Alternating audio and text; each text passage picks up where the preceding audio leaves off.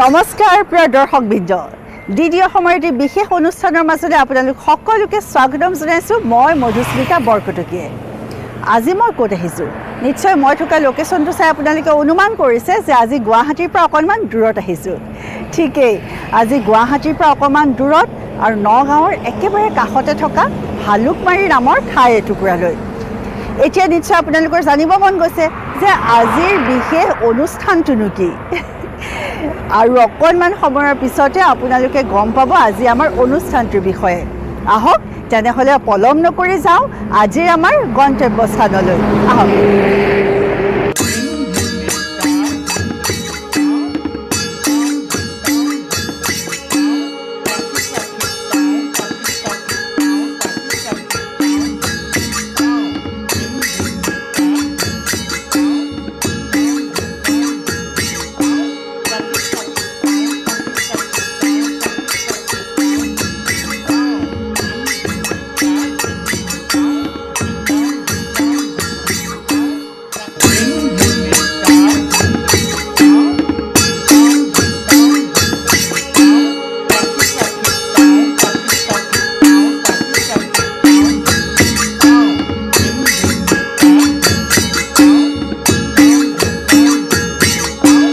নমস্কাৰ প্ৰিয় দৰ্শকবৃন্দ এতিয়া আহি পেলাই মই মোৰ গন্তব্যস্থান পালোহি আৰু আজি মই আহিছোঁ যিগৰাকী শিল্পীৰ ঘৰত তেখেত হৈছে অসমৰ অতি পুৰণি পৰম্পৰাগত শিল্প গোটেই ভাৰতবৰ্ষৰে এক প্ৰাচীন শিল্প পুতলা নাচ এই শিল্পবিধৰ লগত জড়িত তেখেত হৈছে গিৰিধৰ সেনাপতি নমস্কাৰ আপোনাক স্বাগতম জনাইছোঁ আমাৰ অনুষ্ঠানটিৰ মাজলৈ তেনেহ'লে প্ৰিয় দৰ্শকবৃন্দ নিশ্চয় বুজি পাইছে আজি আমাৰ প্ৰসংগ কি হ'ব পুতলা নাচ এতিয়া প্ৰথমতে মই আপোনাৰ পৰা জানিব বিচাৰিম আপুনি এই পৰম্পৰাগত যি শিল্প পুতলা নাচ তাৰ লগত কেনেকৈ জড়িত হ'ল জড়িত মানে আমাৰ ওচৰতে কাকমাৰী গাঁৱৰ এখন আছিলে তাতে এজন ব্যক্তি তেখেতৰ নামটো আছিলে বেথাৰাম বৰা তেওঁ দিয়া প্ৰয়াত গতিকে তেখেতে এই শিল্পটো পৰম্পৰা ৰাখিছিলে গতিকে তেখেতে এদিন মোক নিমন্ত্ৰণ কৰিছিলে যে এই পাৰ্টিত তেওঁ এটা অনুষ্ঠান আছিলে পুতলাৰ তালৈ নিমন্ত্ৰণ কৰিছিলে গতিকে তালৈ গৈ মই দেখিলোঁ তাত পুতলা নচোৱা দেখিলোঁ তাৰপিছত পুতলা অভিনয় কৰা দেখিলোঁ তেওঁৰ লগতে মই প্ৰায় এবছৰ ঘূৰিলোঁ আপোনাৰ বয়স কিমান আছিল মোৰ তেতিয়া বয়স আছিলে 36 বছৰ আচ্ছা হয় সেইটো বয়সতে মই তেতিয়া মানে কলেজত পঢ়ি আছিলোঁ তেনে ক্ষেত্ৰতে তেখেতে মোক মাতিলে গতিকে গৈ তেওঁপে মই প্ৰথম এই পুতলা নচাৰ শিল্পটো দেখিলোঁ দেখি তেতিয়া তাৰ মাজত এবছৰ যেতিয়া ঘূৰিলোঁ ঘূৰাৰ পিছতে মোৰ আকৰ্ষিত কৰিলে আকৰ্ষিত কৰাৰ লগে লগে সেই পুতলাৰ মাজত তেতিয়াৰ পৰাই মই সোমাই গ'লোঁ আৰু তাৰপিছতে তেখেতৰ তাত এবছৰ কৰাৰ পিছত মই নিজাববীয়াকৈ আকৌ নৱৰত্ন পুতলা থিয়েটাৰ নাম দি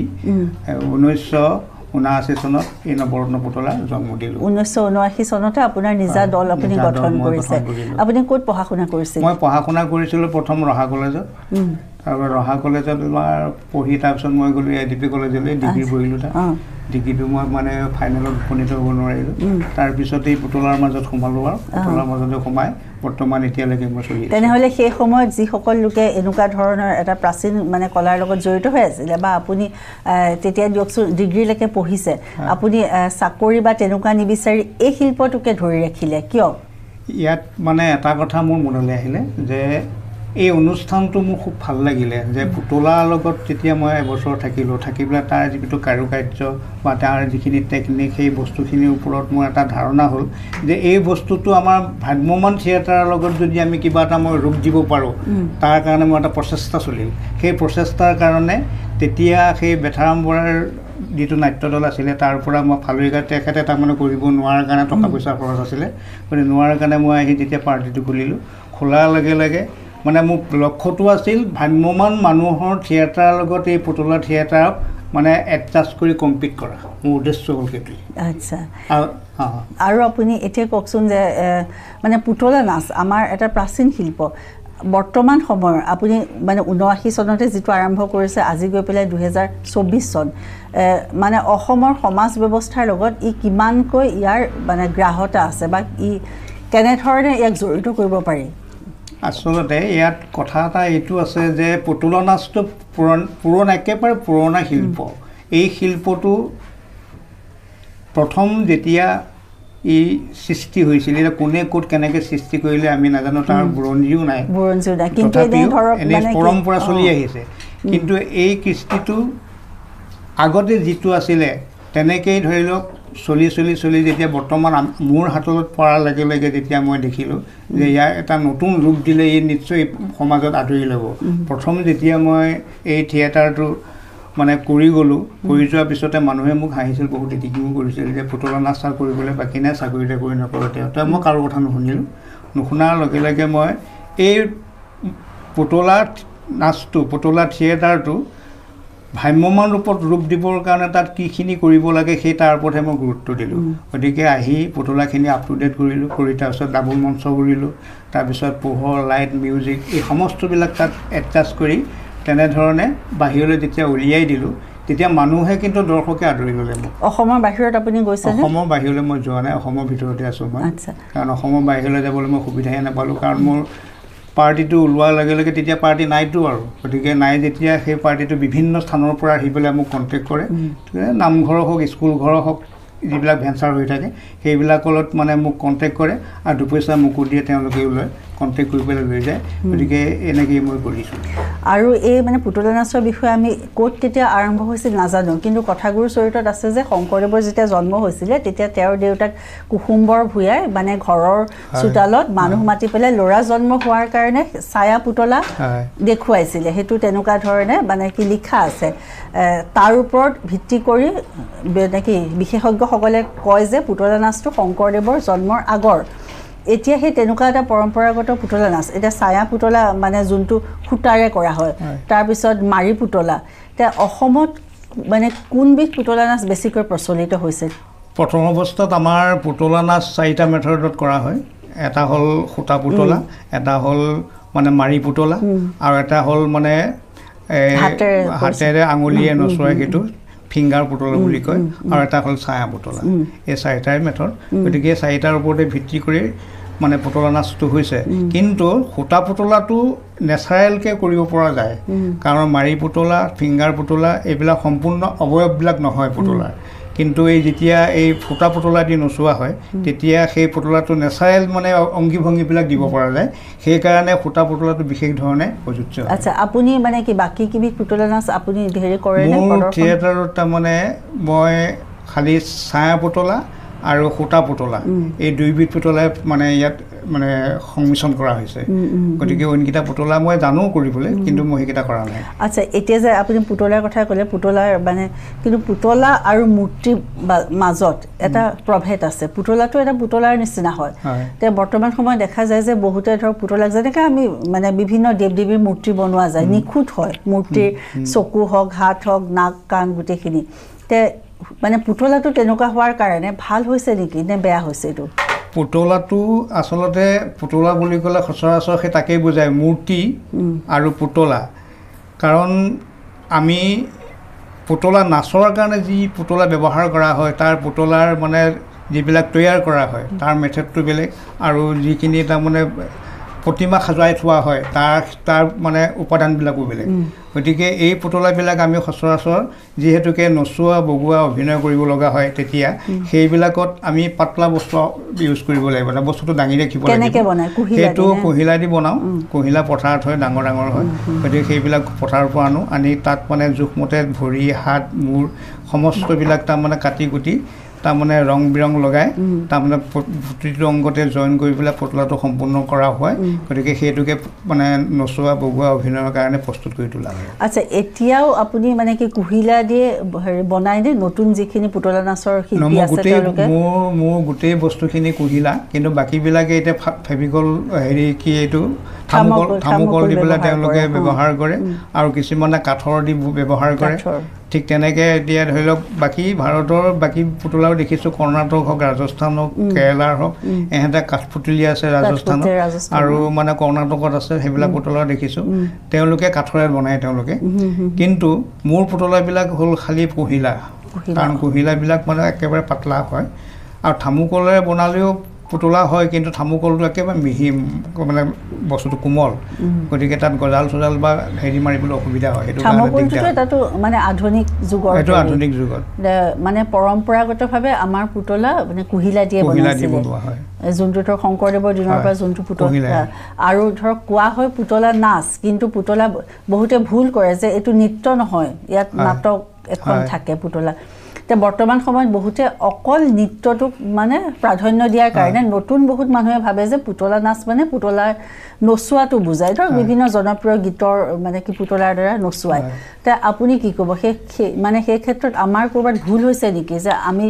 মানে পৰম্পৰাটো ধৰি ৰাখিব পৰা নাই নেকি অকণ মানে বেয়া প্ৰভাৱ পৰিছে নেকি পুতলা নাচ আৰু পুতলা অভিনয় ইয়াৰ পাৰ্থক্যটো এইটোৱে যে নাচত সদায় তাতো এটা ইমেজটো বেলেগ আৰু নাটকৰ লগত যিটো ডায়লগ ডেলিভাৰীৰ পৰা আৰম্ভ কৰি যিখিনি পুতলা অংগী ভংগী তাতো এটা ইমেজ বেলেগ গতিকে দুইটা সংস্পৰ্শ কৰি তাৰমানে নাট্য দল মানে থিয়েটাৰ বা নাট্য দল হিচাপে গোটেই বস্তুখিনি আমি তাত সামৰি ৰাখিবলৈ চেষ্টা কৰিছোঁ নাট্য দল হোৱাৰ আগতে অসমত কি আছিলে প্ৰচলন তেতিয়া পুতলা নাচ আছিলে তেতিয়াও সংলাপৰ ব্যৱস্থা আছিলে যে তেওঁ তেতিয়া মানুহে সংলাপবিলাক নকৰে তাত এটা পেপাৰ মানে পাতৰ দ্বাৰা সেই সংলাপবিলাক তেওঁলোকে ব্যৱহাৰ কৰে আৰু পুতলাবিলাকো বেছি ডাঙৰ নহয় আধা ফুট 1 ফুট এনেকুৱা সৰু সৰু হয় তাৰমানে সূতাৰে তেওঁলোকক নচুৱায় কিন্তু মানে ডায়লগবিলাক পেপাৰ দি কৰা হয় পেপাৰি ডায়লগ মানে মুখেৰে নিদিয়ে এতিয়া সেইটোকে ৰূপান্তৰ ঘটি বস্তুটো মানে মুখেৰে ডায়লগবিলাক কোৱা হ'ল আৰু তাত মানে দৃশ্যসজ্জাবিলাক অনা হ'ল আৰু তাত পোহৰৰ নিয়ন্ত্ৰণবিলাক অহা হ'ল গতিকে গোটেইবিলাক আচলতে কথা হ'ল মডাৰ্ণাইজ কৰাৰ কাৰণে আধুনিক পুতলালৈ অনাৰ কাৰণে বস্তুটো দৰ্শকৰ কাৰণে মানে আমোদজনক হৈছে কাৰণ পুতলা বুলি পেলাই পুতলাটো নাচি থাকিলে মানুহেতো চাবলৈ ভাল নাপাব কিন্তু থিয়েটাৰলৈ যেতিয়া ৰূপান্তৰিত হ'ল অভিনয়লৈ যেতিয়া ৰূপান্তৰিত হ'ল দৃশ্যসজ্জাবিলাক যেতিয়া আহিল তেতিয়া মানুহৰ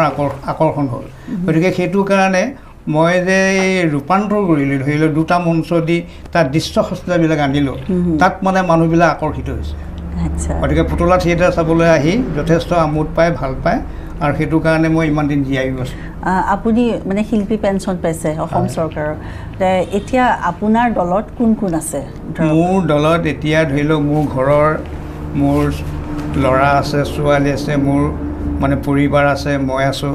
আৰু মোৰ নাতি আছে এইখিনি ঘৰতে আছোঁ আমি ঘৰতে এইবিলাক জানো তাৰপিছতো আমি বাহিৰৰ পৰা 4-5জন মানুহ আমি ল'ব লগা হয় এটা দলত মানে কিমানজন মোৰ দলত বিশেষকৈ আমাৰ ঘৰতে যথেষ্টখিনি মানে শিল্পী আছেতো গতিকে আমি বাহিৰৰ পৰা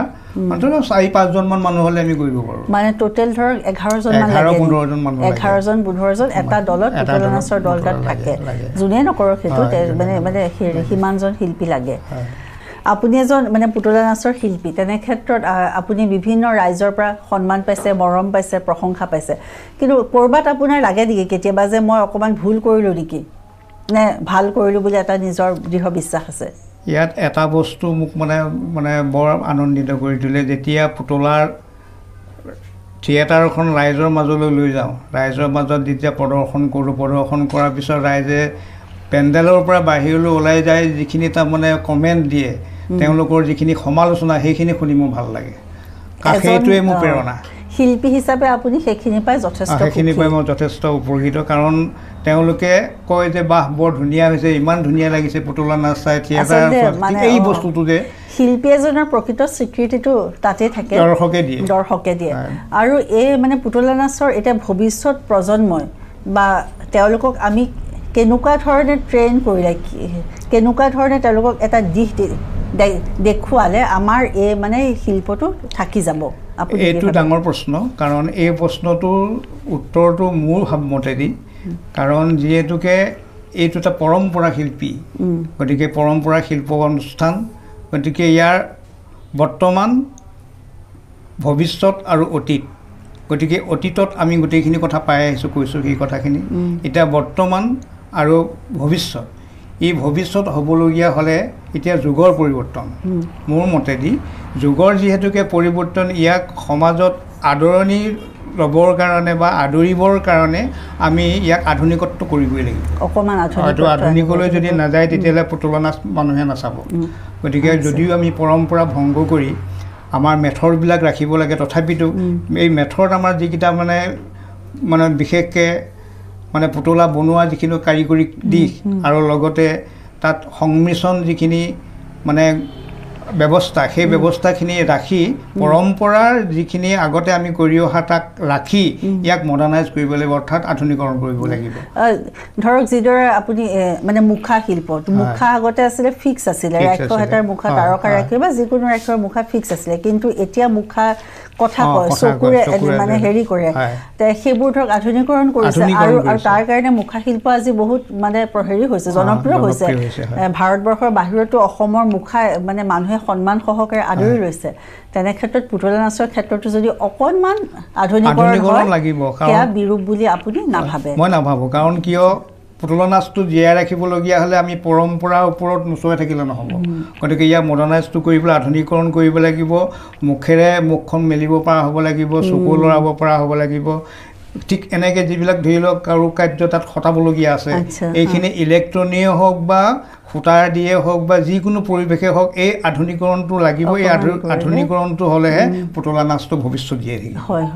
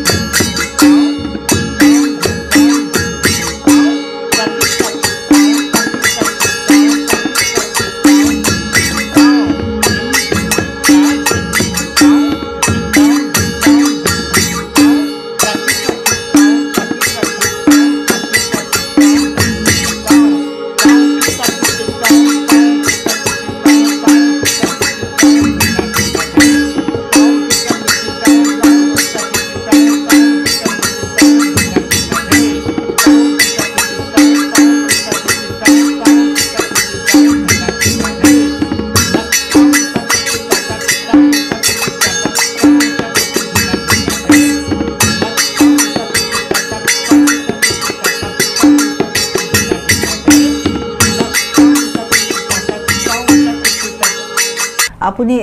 অসম চৰকাৰৰ পৰা শিল্পী পেঞ্চন পাইছে বিভিন্ন মানুহৰ পৰা মৰম পাইছে সংগঠনৰ পৰা সন্মান পাইছে আমাৰ এতিয়া যি পাঠ্যপুথি আছে তাত কেনেকৈ পুতলা নাচ আমি জড়িত কৰাব পাৰোঁ তাৰ পৰা কি লাভ হ'ব উঠি অহা প্ৰজন্মৰ এই পুতলা নাচৰ পাঠ্যক্ৰমৰ লগত কথাটো আহোঁতে মই আজি প্ৰায় 20 বছৰ আগত শিক্ষা কাৰিকৰী কোষ বুলি এটা অনুষ্ঠান আছিলে ডিপাৰ্টমেণ্ট এটা আছিলে গুৱাহাটীত গতিকে তাত মই গৈছিলোঁ তাত তেওঁলোকে মোক মাতি নিছে বোলে পুতলা বনাবৰ কাৰণে পুতলা মই বনাই দিছোঁ তেতিয়া তাত এই পুতলাত থকা যিবিলাক মানে গল্প যিবিলাক সাধু কথা তাৰ পুতলা কেইটামান বনাই পাণবজাৰ মানে LP স্কুলত মই ঘূৰিছিলোঁ কাৰণ তেতিয়াৰ পৰাই বস্তুটো মানে পুতলা যে শিক্ষানুষ্ঠানৰ লগত বিশেষ জড়িত এই কথাটো আমি অনুভৱ এই কাৰণে কৰোঁ ইয়াত দুটা বস্তু থাকে এটা হ'ল দৃশ্য আৰু এটা হ'ল শুনা আৰু এটা হ'ল দেখা গতিকে পুতলা নাচটো হ'ল পুতলা নাচটো অকল যে পুতলা মানুহৰ দৰে বনাই দিয়াটোৱেই কথা নহয় পুতলা বুলি কওঁতে আমি এখন ধৰি লওক সাধু কথাত ধৰি লওক কোনোবা এটা সাপে কোনোবা এটা হেৰিয়ে বেঙে কথা পাতিছে কোনোবা শহাপহুৱে কথা পাতিছে ঠিক এই যে অৱয়ৱবিলাক যদি আমি বস্তু এটা বনাই পেলাই ল'ৰা ছোৱালীবিলাকক বিশেষকৈ এলিমেণ্টাৰী ডিপাৰ্টমেণ্টৰ যিখিনি সৰু সৰু ল'ৰা ছোৱালী সিহঁতক যদি দেখুওৱা যায় তাত যদি পুতলাবিলাক বনাই তেওঁলোকক যদি এইবিলাক শিক্ষা দিয়া যায় সেইবিলাকে তেওঁলোকৰ এট্ৰেকশ্যনটো বেছি কৰে সহজে আকৰ্ষিত হ'ব মানে দৃশ্য শ্ৰব্য দুইটা মাধ্যমৰ মাজেদি হয় যিকোনো এটা শিক্ষা দিলে সহজে আকৰ্ষিত হ'ব এজন শিক্ষকে বৰ্ডত শিকাই থকাতকৈ তাৰ যদি পুতলা অৱয়ব তাৰ যিকেইটা বস্তু দৰকাৰ তাৰ পাঠ্যক্ৰমটোৱে যিখিনি বিচাৰিছে তাৰ যদি পুতলাৰ দ্বাৰা সেইকেইটা বনাই পেলাই আমি যদি শিক্ষা দিব পৰা যায় তেতিয়া এইটো ইভেন আমাৰ এক্টিঙৰ ক্ষেত্ৰত সেইটো এতিয়া মানে প্ৰযোজ্য হৈছে এক্টিং যেতিয়া ধৰক ষ্টৰী ক'ব দিয়া হয় সৰু সৰু ল'ৰা ছোৱালী ইমাজিনেশ্যন কৰিব দিয়া হয় তেতিয়া পুতলাৰ দ্বাৰা দিয়া হয় কিন্তু আমাৰ যোনটো মানে মূল হেৰি পাঠ্যপুথি আছে পুথিগত পাঠ্যপুথি তাত পুতলা নাচ অলপ চলপকৈ প্ৰয়োগ হৈছে হয়তো ক'ৰবাত কিন্তু তাৰ বহুল প্ৰচাৰ হ'লে আৰু বেছি লাভান্বিত হ'ব আমাৰ মানে উঠি অহা প্ৰজন্ম এতিয়া আপোনাৰ পৰা আমি পুতলা নাচৰ হেৰি চাম দৰ্শকেও চাব অলপ পিছত দুটাকৈ তেওঁ আমাক প্ৰদৰ্শন কৰি দেখাব শুনা মন্ত্ৰী ডাঙৰীয়া ভাতৃবৈৰী নাৰায়ণৰ প্ৰতিশোধ ল'বৰ বাবে সহস্ৰ বছৰ তপস্যা কৰি মই অমৰত্ব বৰ লাভ কৰিছোঁ বিষ্ণুৱে হ'ল মোৰ ভাতৃবৈৰী প্ৰধান শত্ৰু গতিকে মোৰ ৰাজ্যত যাতে কোনোৱে বিষ্ণুক পূজা বিষ্ণু সেৱা কৰিব নোৱাৰে তাৰ বাবে চোকা দৃষ্টি ৰাখিবা আৰু শুনা, যিজন প্ৰজাই মোৰ আদেশ অমান্য কৰি বিষ্ণুৰ নাম ল'ব তাক হাতে গলে বান্ধি মোৰ ওচৰলৈ লৈ আনিব। আপোনাৰ আদেশ শিৰোধাৰ্য মহাৰাজ। আৰু শুনা মন্ত্ৰী ডাঙৰীয়া, মোৰ পুত্ৰ প্ৰহ্লাদ লাহে লাহে ডাঙৰ হৈ আহিছে। তাক ৰাজ শিক্ষা দিয়াৰ ব্যৱস্থা কৰিব লাগে। দৈত্য শাস্ত্ৰত যাতে সম্পূৰ্ণ পাৰ্গত হৈ উঠে তাৰ দিহা কৰিব লাগে। হয় মহাৰাজ,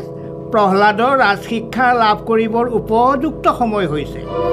শুনা মন্ত্ৰী ডাঙৰীয়া,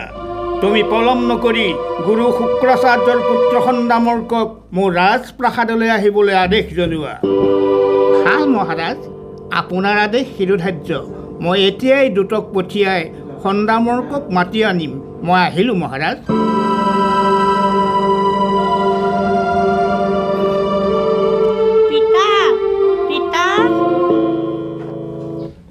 প্ৰহ্লাদ, আহা আহা বাছা প্ৰহ্লাদ, আহা মোৰ কোলালৈ আহা।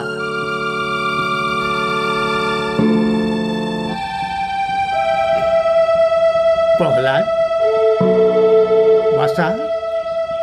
তোমাক উপযুক্ত শিক্ষা দিবৰ কাৰণে মই গুৰুৰ ব্যৱস্থা কৰিছোঁ। তুমি গুৰুৰ গৃহত গৈ বামানয় শাস্ত্ৰ অধ্যয়ন কৰিব লাগিব বাছা। বাছা বাছা প্ৰহ্লাদ, বাছা আই আই, মই এতিয়া গুৰুৰ গৃহলৈ যাম। আই বাছা, ঠিকেই আছে। তুমি যেন গুৰুৰ গৃহত দৈত্য শাস্ত্ৰত পাৰ্গত হৈ উঠিব পাৰা। পিতা পিতা, গুৰুৰ গৃহলৈ কেতিয়া যাম পিতা? মোক আশীৰ্বাদ কৰক। আশীৰ্বাদ কৰিছোঁ বাছা। তুমি যেন গুৰু গৃহত গৈ দৈত্য শাস্ত্ৰত পাৰ্গত হৈ উঠা। উঠা বাছা। আই, আপুনিও আশীৰ্বাদ কৰক। আই, আশীৰ্বাদ কৰিছোঁ বাছা। তুমি যেন দৈত্য শাস্ত্ৰত পাৰ্গত হৈ উঠিব পাৰা। উঠা উঠা বাছা। মহাৰাজৰ জয় হওক। সন্দামৰ্ক মহাৰাজ, মোক নিমন্ত্ৰণৰ কাৰণ বা কি? শুনা সন্দামৰ্ক, মোৰ স্নেহৰ পুত্ৰ প্ৰহ্লাদৰ শিক্ষাৰ সময় হৈ আহিছে। মোৰ এই দৈত্য বংশ উদ্ধাৰ কৰিবৰ কাৰণে আৰু দৈত্য শাস্ত্ৰত পাৰ্গত কৰিবৰ বাবে তোমাৰ হাতত অৰ্পণ কৰিব বিচাৰিছোঁ। ভাল কথা মহাৰাজ, প্ৰহ্লাদক ৰাজ শিক্ষা দিয়াৰ উপযুক্ত সময় হৈছে। আজিৰ পৰা সেই দায়িত্ব মই ল'লোঁ। মহাৰাজ আহা বাছা প্ৰহ্লাদ, মোৰ লগত পঢ়াশালীলৈ আহা। ব'লক গুৰুদেৱ। আহা। পিতা, মোক আশীৰ্বাদ কৰিব পিতা। মই যাওঁ। আশীৰ্বাদ কৰিছোঁ। গুৰুৰ গৃহত গৈ তুমি দৈত্য শাস্ত্ৰত মন দিবা বাছা। যোৱা। আহা আহা প্ৰহ্লাদ, আহা।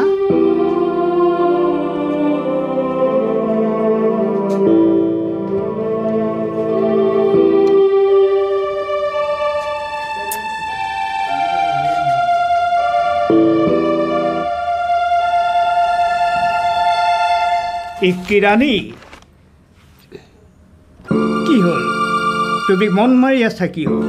কোৱা। ব্ৰহ্মাৰ কৃপাত মই অমৰত্ব বৰ লাভ কৰিছোঁ আৰু তুমি এনেহেন সুকুমাৰ পুত্ৰ লাভ কৰিছা। গতিকে কিয় তোমাৰ মনত বিষাদৰ কালিমা আছে? ৰাণী কোৱা। মোৰ মনৰ মাজত একুৰা জুই জ্বলিছে স্বামী।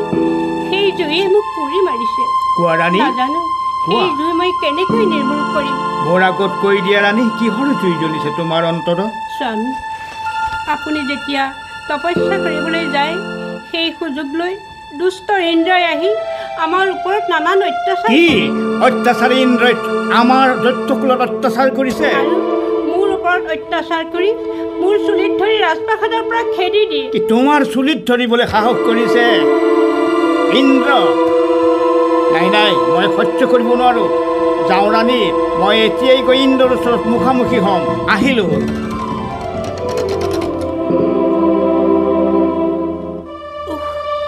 মই কি অন্যায় কাম কৰিলোঁ? মই কি ভুল কাম কৰিলোঁ? আজি ইমান দিনে ৰ'দ বৰষুণকো কটাক্ষ নকৰি অনাহাৰে অনিদ্ৰাৰে তপস্যা কৰি ইমান কষ্ট পোৱাৰ পিছত তেখেতৰ অন্তৰত মই কি দুখ দিলোঁ, কি ভুল কাম কৰিলোঁ মই। প্ৰিয় দৰ্শকবৃন্দ, এতিয়া আমি এই অনুষ্ঠানটোৰ পৰা বিদায় ল'ব লাগিব, কিন্তু আশা কৰিছোঁ পুতলা নাচ জীয়াই থাকক অসমীয়া সমাজত, অসমীয়াৰ প্ৰতিজন প্ৰাণত। আৰু আমাৰ আজিৰ যি অতিথি আছিল গিৰিধৰ সেনাপতি, তেখেতৰ দীৰ্ঘায়ু কামনা কৰিলোঁ। আপোনালৈ বহুত বহুত শুভেচ্ছা থাকিলে। অনাগত দিনবোৰ আপুনি পুতলা নাচৰ জৰিয়তে আৰু বেছি ৰাইজৰ ওচৰ চাপক, আৰু আপোনাৰ জৰিয়তে আপোনাৰ লগত যিসকলে সংগত কৰিলে, আপোনাৰ পত্নী, পুত্ৰ, আপোনাৰ কন্যা, নাতি আটাইলৈকে আমি শুভেচ্ছা আৰু আমাৰ ফালৰ পৰা কৃতজ্ঞতা জ্ঞাপন কৰিলোঁ। সেইবোৰো শেষত আপোনালোক আমাৰ মাজলৈ আহি এই গৃহত উপস্থিত হৈ এইখিনি ক'বৰ কাৰণে সুবিধা দিয়াৰ কাৰণে সকলোলৈকে মই আন্তৰিক শুভেচ্ছা জ্ঞাপন কৰিছোঁ। ধন্যবাদ।